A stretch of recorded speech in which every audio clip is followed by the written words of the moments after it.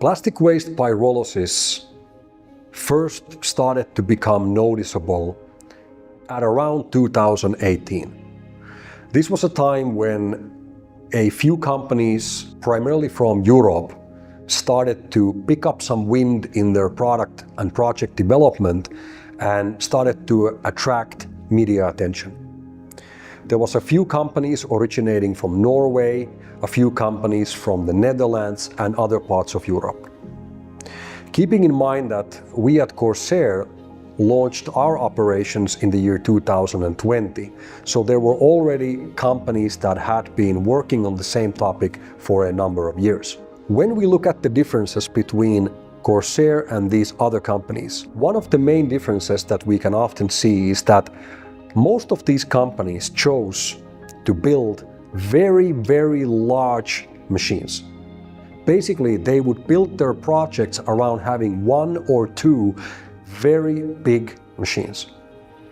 Now, these companies were in a very fortunate situation because the regulations that were being discussed and eventually introduced by European Union in 2021 now made the plastic manufacturing companies and the petrochemical companies interested to urgently find suppliers of pyrolysis oil for them. So there was a lot of interest, a lot of money available for a company, especially in Europe, that was now in this field of developing a plastic waste recycling facility.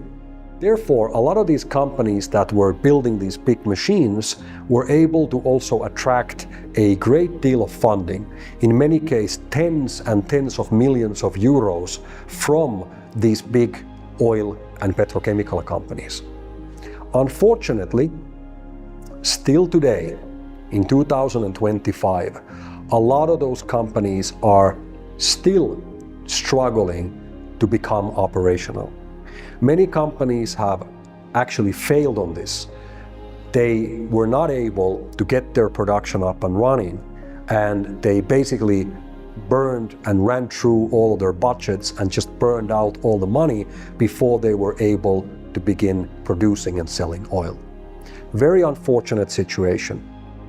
Now, when we in 2020 launched Corsair in Thailand, because of our very limited resources, and I'm talking about limited financing in this case, we actually didn't have an option of going after these large machines costing millions and tens of millions of euros.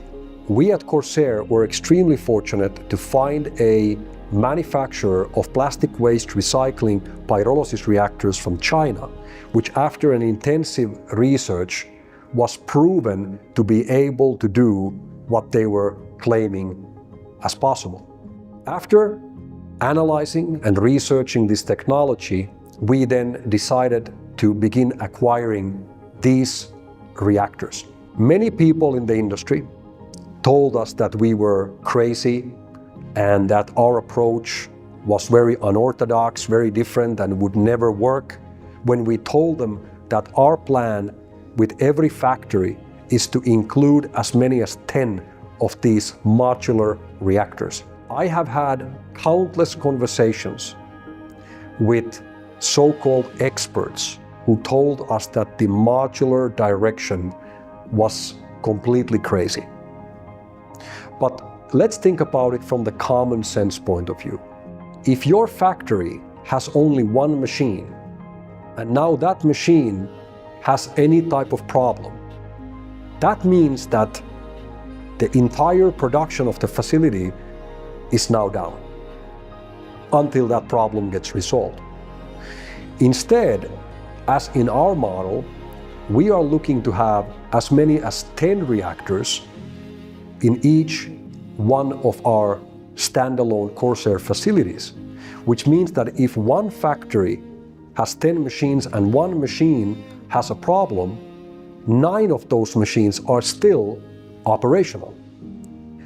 Thinking about this not from the scientific or maybe from the engineering point of view, but from a common sense point of view, in my opinion, makes total sense. But this wasn't the norm in the industry at that time, and we were considered very different and even crazy of thinking about going this way. Another common sense element which I wanted to bring in was the organic expansion potential. Because when you have smaller modular reactors, when we want to grow the production output of a single factory, we don't have to invest tens of millions of euros for a new large machine, but instead we could just keep on adding additional modular units as we need them for grow the operation. So the modular way, as we saw it already in the year 2020, had a lot of great aspects to it. Now today, fast forward since 2020, the results and the reality has proven that modular truly is the right way to go. As I mentioned earlier, most of these companies that set out to build these individual large machines are still not operational after years and years in development. Many of them have now gone bankrupt because they've run out of money before they were able to actually become operational. And many of them are struggling with a number of technical issues and not therefore able to start daily production. So Corsair's approach in this sense was very different. You could say that we were fortunate, we were lucky, because we didn't have tens of millions of euros as an initial funding to go out and do what everybody else was doing. Instead, we had to go with the technology that was accessible to us with limited funding, but was proven to do what it was supposed to do. Now, additional element that greatly contributed into our success in the early years was that we started our operations in Thailand.